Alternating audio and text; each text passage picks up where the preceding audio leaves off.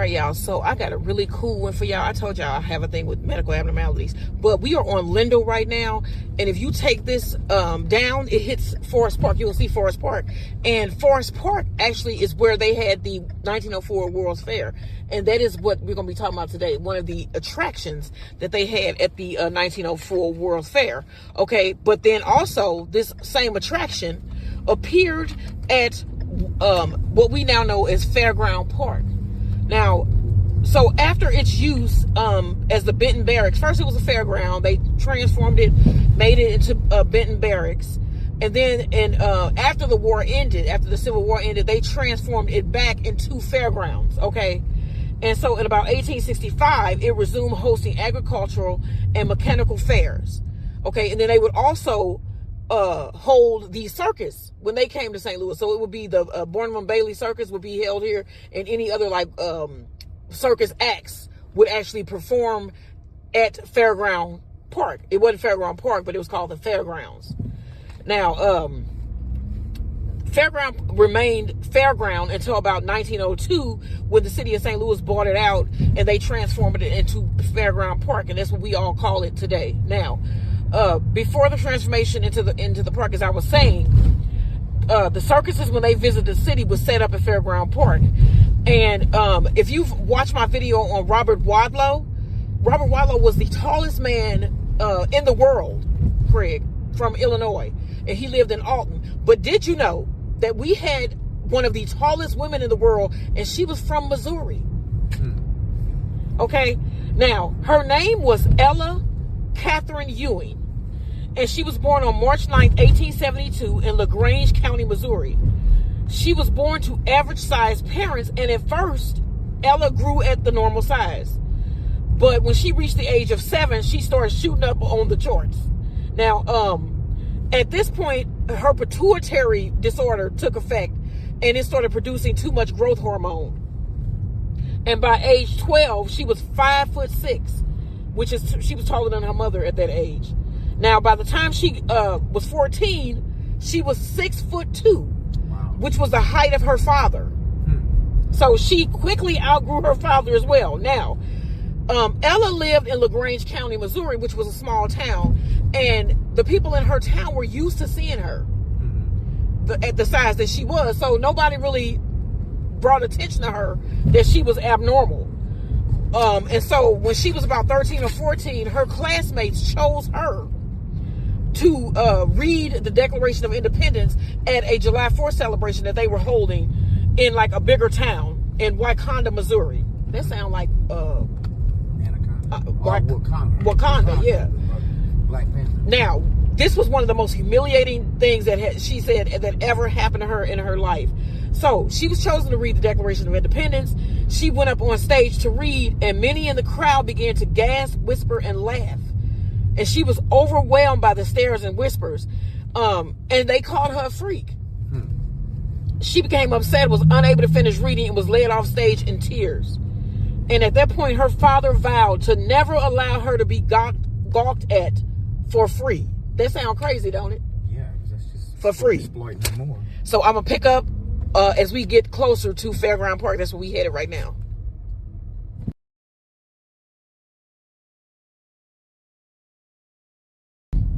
All right, y'all. So this is St. Louis Avenue and Vanderveer. And Vanderveer literally dead ends into Fairground Park. Yes. I don't think it dead ends. Does it pick back up and go through the park? Back up back there by the Ville, by Homer G and all that. Okay. Now, I was telling you the story of Ella Ewing, the also known as the Missouri Giantess.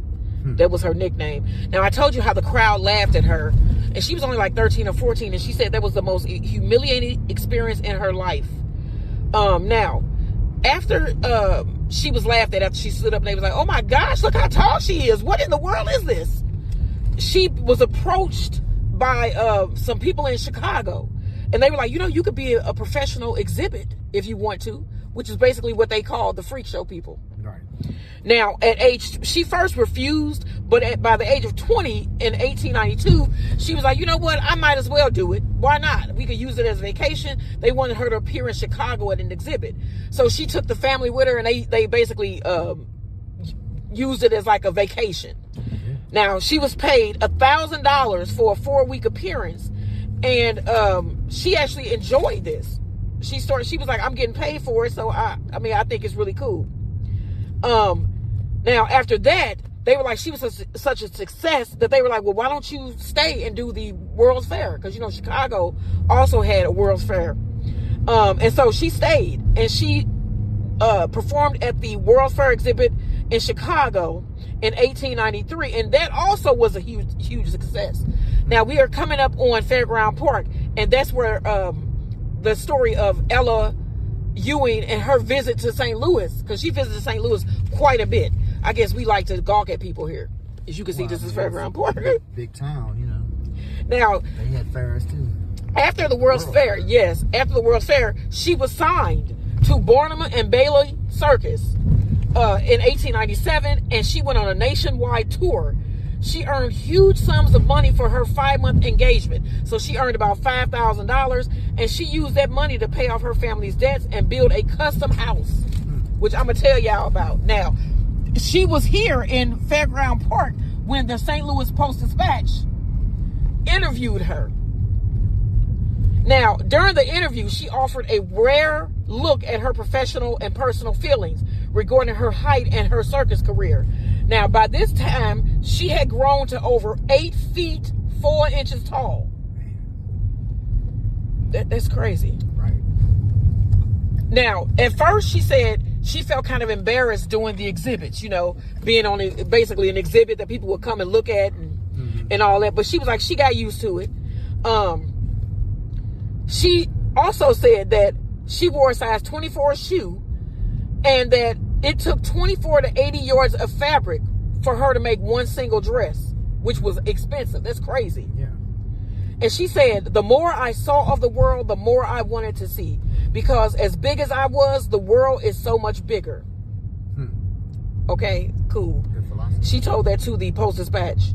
Now, in 1904, she appeared at the St. Louis World's Fair and was a major attraction. She was a star attraction at the Pike, which was located on Lindell.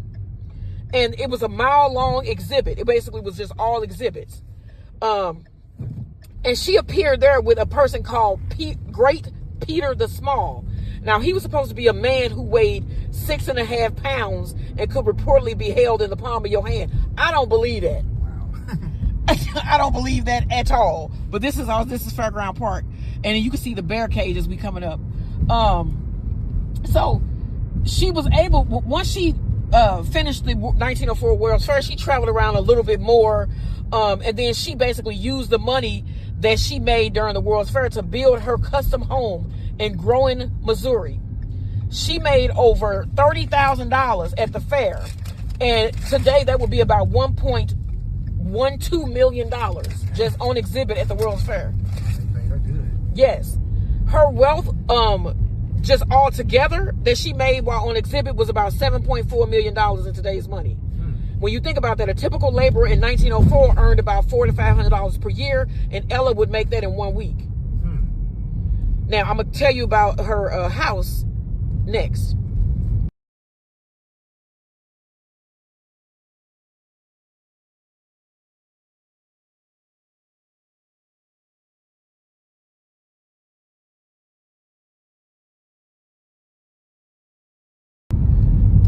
So this is Natural Bridge, and this is Fairground Park. Now, continue with the story about Ella.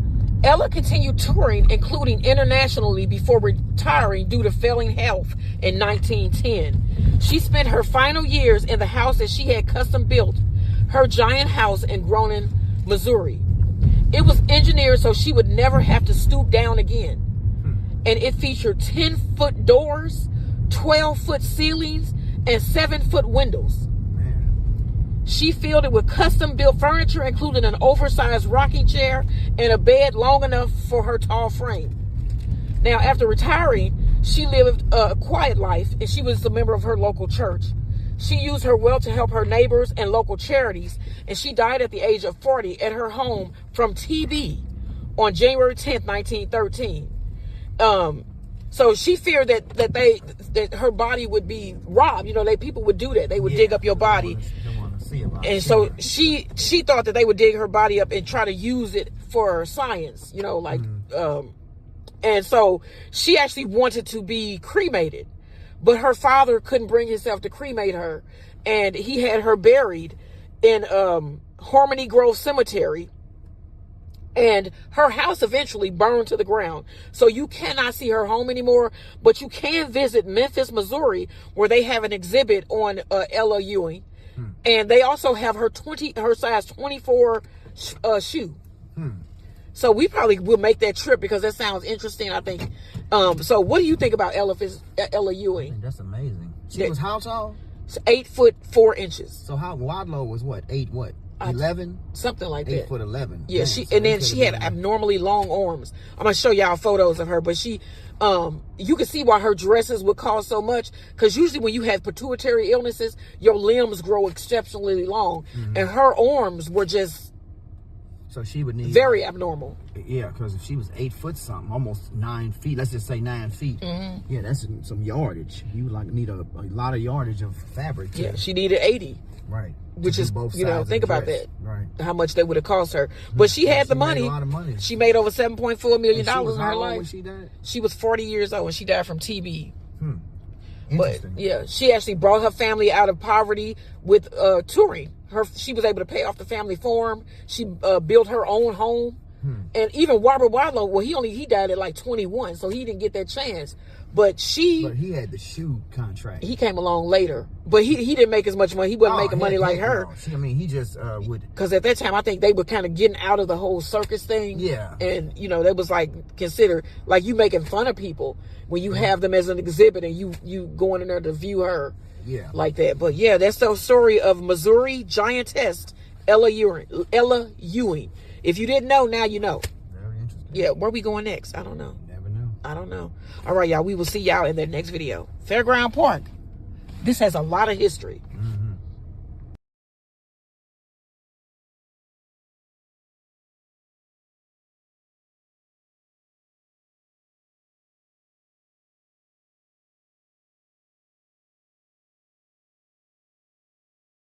Okay, yeah, here's my rose bread.